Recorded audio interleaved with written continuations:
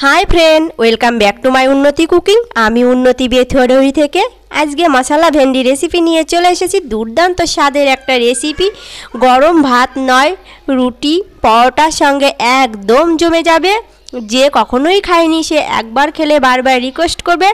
तो बंधुरा चलुन मूल रेसिपिते जाওয়া যাক। मसाला भेंडी रेसिपिटी तैरी करार जोन्नो एखाने आमी भेंडी आगे थेके धुए टुकरो टुकरो करे केटे निয়েছি, आलू केटे निয়েছি और टमेटो केटे निয়েছি। मशला निয়েছি एखाने लंका बाटा, आदा बाटा, पेঁয়াজ बाटा, जिरा बाटा और दुआक कोয়া रसुन बाटा। एखाने निয়েছি সরষে बाटा। तो बंधुरा एखाने आमी সরষে बाटा निয়েছি, आपनारा चाइले पोस्त बाटा दिएও रेसिपिटी तैरी करते पारबेन। उनाने एक कड़ाई बसिए दिलाम और कड़ाईटा खूब भालो करे गरम करे निते हबे।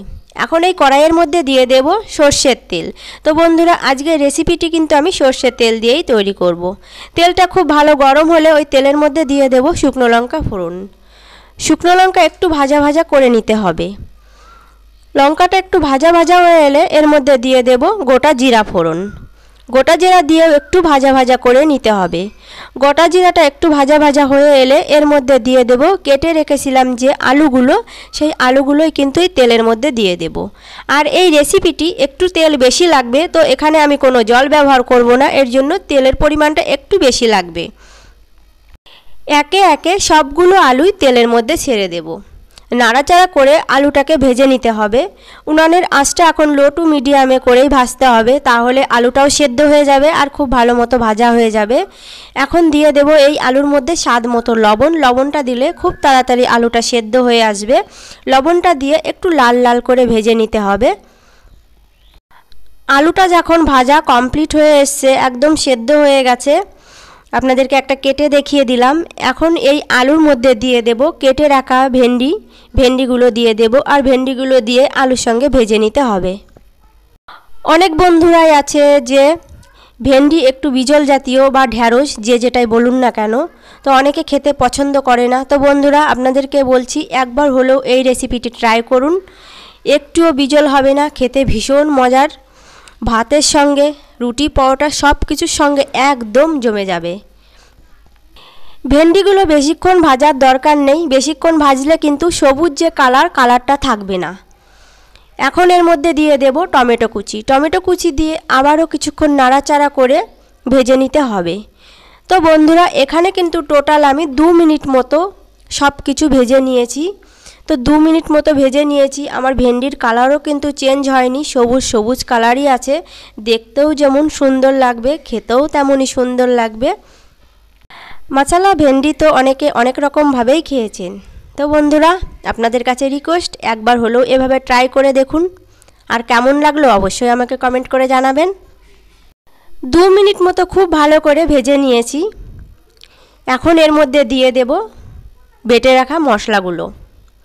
তো বন্ধুরা এখানে আমি যে মশলাগুলো বেটে রেখেছিলাম সবগুলো মশলাই কিন্তু দিয়ে দেব। তো যেহেতু আগে থেকে বলে দিয়েছি কি কি মশলা করেছি, এর জন্য এখন আর বললাম না, আর আপনারা তো দেখতেই পাচ্ছেন। এখন সব মশলাগুলো খুব ভালো করে কষিয়ে নিতে হবে। মশলার সঙ্গে ভেন্ডি কষাতে কষাতে এক সময় দেখবেন তেল ছেড়ে দিয়েছে। এখন এর মধ্যে দিয়ে দেব হলুদ গুঁড়ো। হলুদ গুঁড়োটা দিয়ে আবারও কিছুক্ষণ কষিয়ে নিতে হবে। যতক্ষণ না মশলা থেকে তেল ছেড়ে দেবে ততক্ষণ কিন্তু কষিয়ে নিতে হবে। আস্তে আস্তে দেখেন বন্ধুরা মশলা থেকে তেল ছাড়তে শুরু করেছে, দেখতেই পাচ্ছেন। আর ভেন্ডিটাও কিন্তু আমার সেদ্ধ হয়ে গেছে। ভিডিও শুরুতেই বলেছি আমার বাড়ি বেথুয়াডহরি। তো আমার বেথুয়াডহরির কোনো বন্ধু যদি আমার এই রেসিপিটা দেখেন প্লিজ একটু কমেন্ট করে বলবেন যে আমি বেথুয়াডহরি থেকে বলছি, তাহলে আমার ভীষণ ভালো লাগবে যে আমার কাছের কেউ ভিডিওটি দেখছে। মশলাটা খুব ভালো মতো কষানো হয়ে এসেছে। এখন এর মধ্যে দিয়ে দেব সর্ষে বাটা। তো বন্ধুরা এখানে কিন্তু 2 চামচ সর্ষে বাটা দিয়েছি। বেশি সর্ষে বাটা দিলে কিন্তু খেতে ভালো লাগবে না, যেহেতু এটা মশলা ভেন্ডি। এখন খুব ভালো করে সর্ষের সঙ্গে ভেন্ডিটাকে মিশিয়ে নিতে হবে।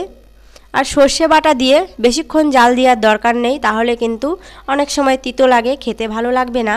আর বেশিক্ষণ জাল দিলে ভেন্ডি যে সবুজ কালার সেটাও কিন্তু থাকবে না। সর্ষে বাটা দিয়ে 1 মিনিট মতো কষিয়ে নিতে হবে।